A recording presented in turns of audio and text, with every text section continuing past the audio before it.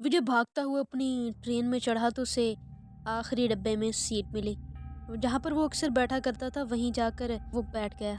बाहर बहुत बरसात हो रही थी और डब्बा बिल्कुल खाली था। इतना पुरसुकून माहौल बहुत भा रहा था उसे। और कुछ ही देर बाद ट्रेन एक प्लेटफॉर्म पर रुकी।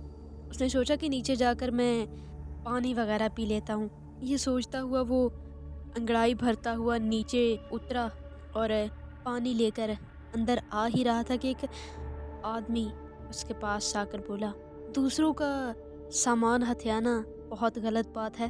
वो बहुत परेशान हुआ कि मैंने ऐसा क्या कर दिया। और जैसे ही उस आदमी की तरफ उसने दोबारा देखा तो वहाँ कोई नहीं था। उसने इस बात को नज़रअंदाज करते हुए पानी लिया और ट्रेन में चढ़ गया। जब वो पहुंचा तो उसकी बर्थ पर एक आदमी लेटा हुआ था। उसने उसे कहा कि अरे भैया, मेरी सीट पर आप क्या कर रहे हैं? तो उस आदमी ने कहा, ये मेरी सीट है, ज़रा टिकट ध्यान से देखिए। तो उसने कहा कि हाँ, आप शायद इन्हीं की होगी, और वो दरमियान वाली बर्थ पर लेट गया। और ऊपर से उस आदमी ने कहा, पता नहीं कहाँ कहाँ से आ जाते हैं ऐसे लोग। ये बात बहुत बुरी लगी उसको, लेकिन उसने ज़्यादा कुछ नहीं कहा और ऊपर की तरफ देखने लगा। लेकिन जब उसने ऊपर देखा तो वो आदमी वहाँ नहीं था। और इतनी ही देर में वहाँ पर टीसी आ गया। टीसी ने कहा कि साहब, ये सीट आपकी नहीं है, आपकी सीट तो ये थर्ड वाला बर्थ है, ऊपर वाला ये आपका है। तो उसने बहुत हैरानी से पूछा, नहीं, मैं तो यहाँ पर बैठा हुआ था, तो फिर ऊपर कैसे सीट आ सकती है? मेरी टिकट पर तो यही लिखा हुआ है। टीसी ने कहा कि यही आपकी सीट है ऊपर वाली, चुपचाप वहाँ पर चले जाइए। उसने बगैर कुछ बहस करते हुए ऊपर जाना ही बेहतर समझा। ऊपर जाकर वो सोने की कोशिश कर रहा था। वैसे तो वो बहुत गहरी नींद सोता था, लेकिन ट्रेन रुकी ही हुई थी। उसने कहा, इतनी देर हो गई ट्रेन रुके को, मैं कुछ खा पी लेता हूँ। फिर से वो ट्रेन से नीचे उतरा और खाने के लिए उसने कुछ लिया ही था कि ट्रेन चल पड़ी। और ट्रेन आहिस्ता से नहीं, बहुत तेज़ी से चल पड़ी। वो भागता हुआ ट्रेन पर चढ़ने लगा, लेकिन उसे ऐसा लग रहा था कोई उसे धक्के दे रहा है, कोई उसको ट्रेन पर चढ़ने नहीं दे रहा। बहुत मेहनत मुशक्क़त के साथ वो ट्रेन पर चढ़ा और जब अंदर पहुंचा तो वही आदमी वहाँ पर खड़ा था। तो वही आदमी ज़ोर से भागता हुआ उसके आर पार गुजर गया। उसे कुछ समझ ही नहीं आया कि उसके साथ हुआ क्या है, लेकिन वो कर ही क्या सकता था। बहुत डर गया कि ये आदमी कौन है जो बार बार मेरे सामने आ रहा है, और उसी लम्हे गायब भी हो जाता है। डरता घबराता हुआ अपने बर्थ पर पहुंचा और वहां पर कंबल ओढ़ कर वो लेट गया। उस कंबल में भी उसे बहुत ज़्यादा पसीना आ रहा था, सिर्फ डर की वजह से। कंबल में लेटे हुए ही उसे एक आदमी की आवाज़ सुनाई दी, चाय वाला आदमी। उसने उस आदमी को रोका और कहा कि एक कप चाय दीजिए ज़रा मुझे। चाय वाले ने कहा कि साहब, छुट्टा नहीं है मेरे पास, मैं बाहर से छुट्टा करवा कर लाता हूँ, क्योंकि मैं तो किसी का माल नहीं हड़पता। ये बात बहुत बुरी लगी उसे, क्योंकि शायद ही कहीं न कहीं वो इंसान उस पर तंज़ कर रहा था। लेकिन उसने कहा कि चलिए ठीक है, आप छुट्टा ले आइए, फिर चाय दे दीजिएगा मुझे। लेकिन दूसरे ही लम्हे वो आदमी नीचे तो उतरा, लेकिन ऊपर नहीं आया।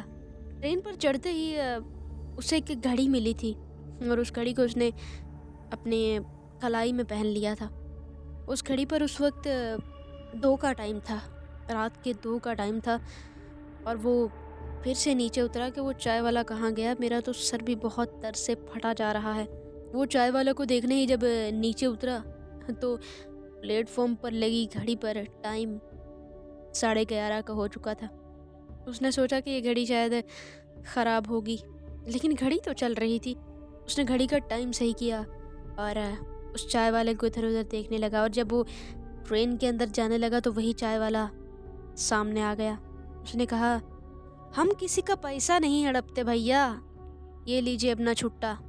इस बात पर उसे इंतहा का गुस्सा आया। उसने 50 का नोट उसके मुंह पर दे मारा और कहा, ये ले जाओ पैसे, मुझे कोई छुट्टा नहीं चाहिए। और चाय उसने पकड़ ली। चाय पीते पीते वो सोच ही रहा था कि मुझे इसी बात का ही ताना क्यों मिल रहा है कि मैं लोगों का सामान हड़प रहा हूँ। मैंने तो कभी ऐसा कुछ नहीं किया। यही सोचते हुए वो अंदर बैठा ही था। बाहर वैसे ही बारिश, बहुत तेज़ गरजता हुआ बादल, ये सब उसे और ज़्यादा डरा रहे थे। पहले तो ये सब उसे सुकून लग रहा था, लेकिन अब ये सब बहुत डरावना हो चुका था। और अचानक से इसी आवाज़ में उसे दूर से वही आदमी अपनी तरफ आता हुआ दिखाई दिया। मैं हूँ सिद्रा और आप देख रहे हैं हॉरर हाउस टेप्स। कहानी को आगे बढ़ाने से पहले हमारे चैनल को सब्सक्राइब ज़रूर करें और बेल का आइकन भी लाजमी दबा लें। जब उसने उस आदमी को अपनी तरफ आते देखा तो वो उठकर वॉशरूम की तरफ जाने लगा कि ये आदमी मुझे ठीक नहीं लग रहा और ऐसे बार बार इसका दिखाई देना मुझे परेशान कर रहा है। वो वॉशरूम की तरफ जाने लगा और पीछे से किसी ने उसके सर पर एक ज़ोरदार चीज़ मारी। शायद वो इंसान वही था जो उसे ट्रेन के दरवाजे पर मिला था। ये लगने के साथ ही वो आदमी फिर से उसके आर पार होता हुआ आके निकल गया और वो बेहोश होकर नीचे गिर पड़ा। उसकी आंख खुली तो वो एक हॉस्पिटल में मौजूद था। और सबसे मुश्किल बात जो उसने देखी वो ये थी कि उसका ऑपरेट हो रहा था। ऑपरेट सक्सेसफुल होने के बाद जब उसने अपने जिस्म की तरफ देखा तो उसका दायां बाजू आधा कट चुका था। वो रोता पीटता हुआ डॉक्टर से पूछने लगा कि तुम लोगों ने मेरे साथ ऐसा क्यों किया। रोते रोते ही उसकी सपने से आंख खुल गई। बहुत शुक्र अदा किया उसने कि शुक्र है वो सपना था, मेरा हाथ बिल्कुल सही सलामत है। उसी बेहोशी की हालत में वो वॉशरूम की तरफ बढ़ा और मुंह हाथ धोकर बाहर निकला ही था कि एक औरत के रोने पीटने की आवाज़ें आने लगी।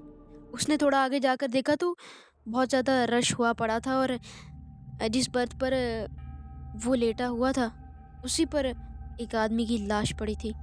और वो औरत शायद उसकी बीवी थी। वो बहुत रो पीट कर कह रही थी कि आप मुझे ऐसे छोड़कर नहीं जा सकते। तो मैंने जाकर जब उस इंसान की शक्ल देखी तो वो और कोई नहीं, वही इंसान था जो मुझे प्लेटफॉर्म पर आर पार होते हुए दिखाई दिया था और वो जो मेरे बर्थ पर लेटा हुआ था। उस औरत से मैंने पूछा कि ये आपके पति हैं?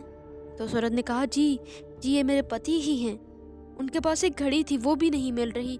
वो घड़ी उन्हें बहुत प्यारी थी, वो घड़ी उन्हें बहुत कीमती थी। वो कहते थे जहाँ ये घड़ी जाएगी मैं भी वही जाऊंगा। लोग तो आजकल इतने बेईमान हो गए हैं कि एक घड़ी तक को नहीं छोड़ते। कैसी दुनिया आ गई है, मरे हुए लोगों को भी चीज़ें हथियाते हैं। ये सब कुछ उसे बहुत ही बुरा लग रहा था। वो ये सोचते हुए अपनी ट्रेन से नीचे उतर गया और जब उसने अपनी पॉकेट में हाथ डाला तो वो घड़ी उसकी पॉकेट में थी। बहुत दुख हुआ उसे कि ये घड़ी मैंने क्यों उठाई, लेकिन उसने वो घड़ी उस औरत को वापस करने की बजाय वहीं प्लेटफॉर्म पर फेंक दी और सीधा अपने घर को चला गया। लेकिन उसके बाद उसने ऐसी कोई भी हरकत नहीं की।